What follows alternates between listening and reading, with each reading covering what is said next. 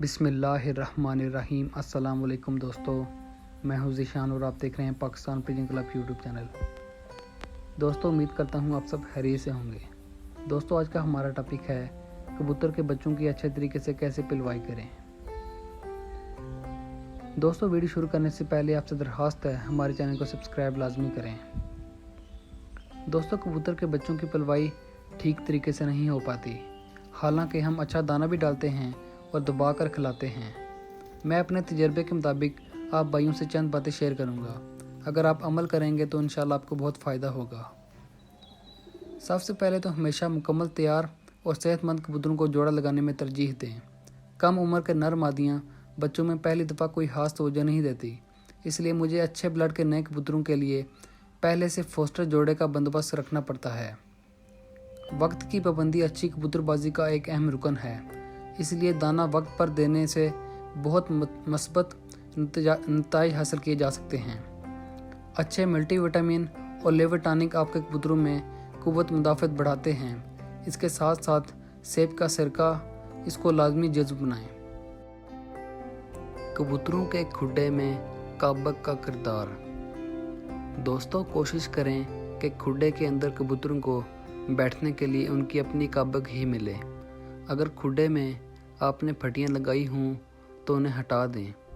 کابک جتنی کشادہ ہوگی بچے اتنے ہی اچھے پلیں گے۔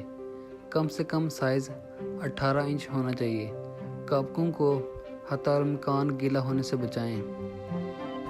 بچوں کی پلوائی اور دانہ میں گندم اور چنے کا استعمال سب سے زیادہ کریں۔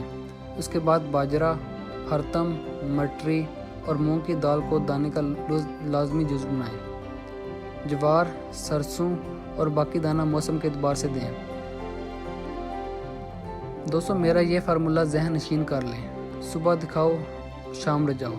آپ کے کبوتر اگر روٹین میں 1 کلو دانہ کھاتے ہیں تو صبح آپ انہیں صرف 1 پاؤ سے زیادہ دانہ مت دیں اور 20 منٹ بعد دانہ اٹھا لیں، لیکن شام میں دانہ کم سے کم 1-2 گھنٹے رکھیں۔